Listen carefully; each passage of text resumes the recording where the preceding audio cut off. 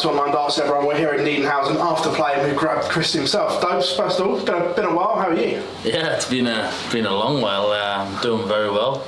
Obviously, plodding away as I do, but no, it's nice to be here again.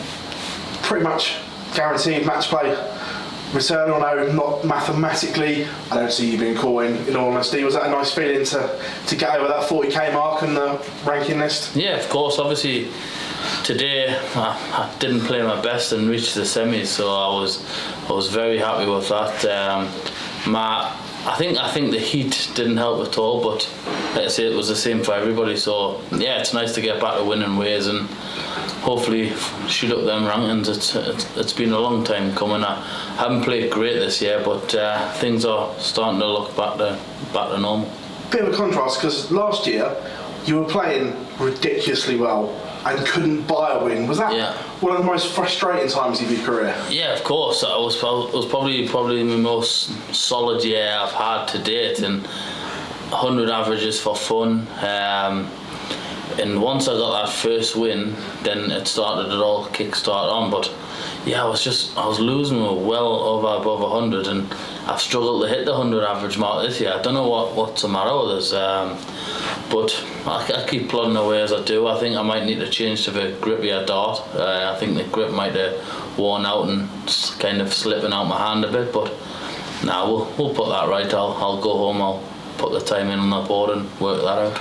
I remember chatting to you last year and you said certainly at the beginning of the year you had a lot of things going on away from the hockey. Is that nice that that's been resolved, and does that clear your mind? Because I'm guessing when there's stuff going on at home, your mind's not fully focused on the task. 100%. Everything great back home now, where obviously everybody goes through their personal issues and that, and I've had mine as everybody does, and hopefully I can start dedicating myself to the game a little bit more and putting that extra hour or so practice in a day, and I think that'll pay off.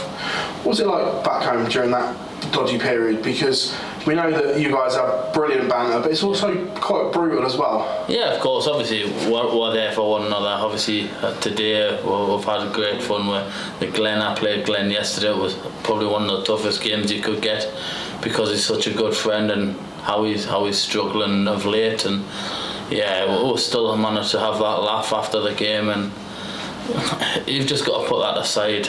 We're there for one another, but I think we'll pull each other. We'll pull the best out of each other, so we'll kind of guide each other in the right directions, and I think it's better that we're around each other. So I think that's a big help for us.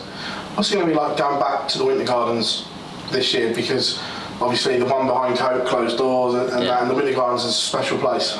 Yeah, of course. Obviously, it's the one everybody wants. Obviously, luxurious Blackpool. You know, it is great. Last year it was absolutely boiling hot, and I think I kind of got sunstroke before my game with Joe. I wasn't feeling great, but it'll be nice to get back there. Obviously, a lot of friends go there for the full week. They get their season pass, so yeah, to play in front of them, that'll be a great feeling. We see a lot, obviously, you and Cole on social media. Does he get what his dad does for a living now and on the TV and that? Is he that age where he can understand what you do? He's not bothered. Not bothered one bit. I think when he was 12 to 18 months, he loved watching us, but he's too busy on his iPad and that now.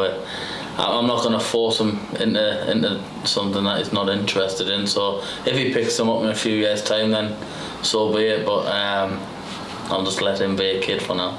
You gonna get him along to the darts and watch you play at any point live? Yeah, of course. Obviously, he's been a few times. He was there when I played Gary at the. I don't think it was the World. I think it was up in Braehead for the World Series. He was there.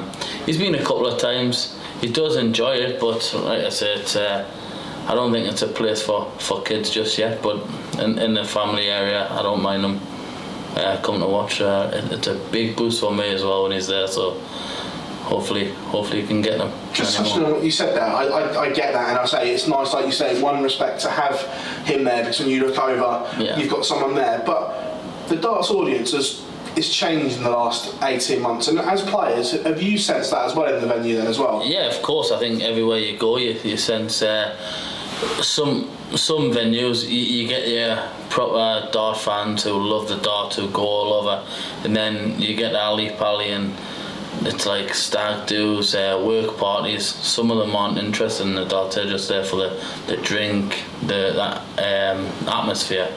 So yeah, you kind of got to watch out where you're going. So I'd rather have my little one like safe and with her family and that.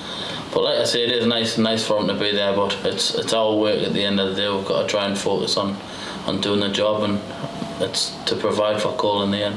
As a player, is that quite frustrating? Like you said there, that some of the people that are coming to watch don't really care about the darts. They're just there for the party. Is that frustrating? I wouldn't say it's frustrating. Obviously, any atmosphere is brilliant. It's better than playing behind closed doors, that's for sure. But no, it is nice to have like the dart fans that obviously love the dart and know what it's all about. But I don't mind as long as there's an atmosphere. Then it's better. Like I touched on before, it's better than playing behind closed doors. So yeah, I prefer a crowd. We've seen dart players have a bit of health scares recently through injuries and like James spent 3 nights in hospital. What's the atmosphere been like with the players since then? Has it been a wake-up call to a lot of the players to change some of their habits that, although it hasn't happened to them yet, they're seeing friends and colleagues go through this? Yeah, it is. Obviously, we heard about James, and obviously everybody was wishing him the speedy recovery and the best of luck. So I think it's getting to that stage in darts now. Obviously, you've seen it in past life where you could smoke and everything on the stage. So it's nothing like that now. It's like a proper professional sport, and we're trying to raise the game. So yeah, you've got to watch, and there's a lot of people like to eat healthy and that as well. So, but if you're losing so much weight in a short space of time, you're gonna be feeling a bit funny. But like I say, I'm not one to try and lose weight. I like me the way I am, and I think hopefully I can start doing big things and obviously not needing to watch what I eat. We've seen a few of the elite, shall we say, grumble about the state of the playing schedule at the moment. For yourself, that isn't in everything but still does a lot, what's it been like? Has it been too condensed into a short space of time recently?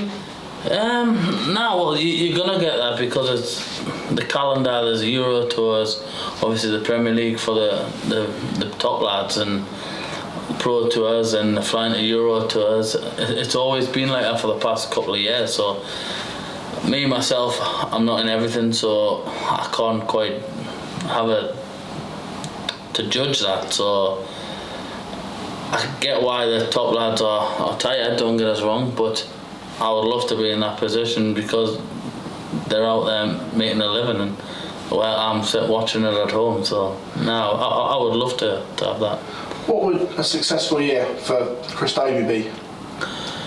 Obviously get another title at least under my belt, come close again today, but I want to be in all the TV majors, push for that European Championship spot. I'm just outside at the minute, but get myself into more European tours and possibly hopefully kick on to go further, go deeper into those kind of competitions as well, and instead of getting just edged out every now and then. Is it frustrating that you got into the 32 and then didn't make that next kick that everyone thought you were going to? Yeah, definitely. I kind of got hit with walked into a brick wall kind of thing. Obviously before COVID, I think I was up to number 17 in the world, and COVID hit, and then all of a sudden you see the same happened with Ian White. Yeah. He was up there and he couldn't get he was in pretty much every Euro to earn. He got hit hard because I think he was in the first 4 or 5 finals and won a couple of them as well, so he didn't have that to defend as well, so it hit him big style. But I was the same. We didn't have the competitions we did then during COVID obviously, but hey, you've got to forget about that now and hopefully just kick on. Do you want to be knocking on the door of these World Series events? Obviously you played as a contender in the Premier League, once in good circumstances, once not so behind closed doors in MK, and obviously that whole contender challenger thing lost its identity because you were meant to play in Newcastle, so it didn't really have that same effect. But is that the next thing as well, just reminding the PDC board that Chris Dobey can compete in these televised events? Yeah, of course. I think my best games TV, on this TV stage. I think that's where I produce my best stuff, and I haven't disappointed in the World Championships yet. I've always been involved in an exciting game, whether it's been against Gary or Rusty or Ron Mullenkamp in the past. I've always brought that excitement out, but I want to be knocking on these doors for the World Series stages. And you touched on the Premier League. I loved every minute of the Premier League, whether it was Newcastle or Milton Keynes. It was great to be there, but to see the change in atmosphere, I wanted it so bad to play in front of my home crowd again. It was just the best feeling in the world, but not to get that the second time when I played behind closed doors, it was a big kick in the teeth, and I didn't get that to get up for it as much as what I did when I was in Newcastle. But don't get us wrong, it's money and you've got to go out and perform, and I couldn't get up for that. It was hard to get up for it. I still try my best and give all I could. Just touching on what you said earlier as well about maybe changing and filling with your equipment. I'm guessing that you won't this side of the match play, because say the match play is only 4.5, 5 weeks away. Would that be a risk for you? Because you've used the same barrel for a long time now. Yeah, I've used the same barrel. I've chopped and changed points. I've used the same barrel. I think the last time I changed barrel was I played Razman, one of the Euro Tours a few years ago. I used a brand new barrel and come out, and I think I beat him 6-0 and played really well. And I'm thinking, is that what I need, a new barrel every time? But don't get us wrong, if I'm at home, I'll practice with a different barrel, so to try and get the grip one in. I've got a set at my dad's house. I've got like a newest barrel there as well, so just to try and get the grip to how I throw. So I've got a couple, so I could go back to them and get rid of these ones, and then just put all my time in on the newer barrels. Is the actual dart itself more of a mental thing, the changing it? Because we saw obviously Michael switch, and it took him a while, but he said it was the best thing he ever did, getting rid of old faithfuls, because the world we live in now, we see more and more dart players not getting their suitcases at the other end of an airport. Well, that's it. And Michael now says he's confident and comfortable just getting one out of a packet, where I know someone else you're close to, Michael Smith. Yeah. He's in that same situation. He won't change for love nor money. So is it an important process to be headstrong and clear, that knowing you have confidence of just going and picking up another set? Yeah, of course. It is nice. Obviously, it's what you're used to. It's all a head thing. I had a good conversation with Simon Whitlock over the past couple of days, and he said to me he's finally getting everything right. So he's got the barrel, the stem and flight, the point, everything he's needed for the past few years or so. It's all kind of clicked, and he's got the right setup that he needs, which is obviously it's all in the head. You see Peter Wright changes his darts every day. You know, it's crazy. But I'm one of the ones that try and keep the same. You want the same barrel if you're gonna go on the big things. Like I said, I want to be trying to use the same set of dart now.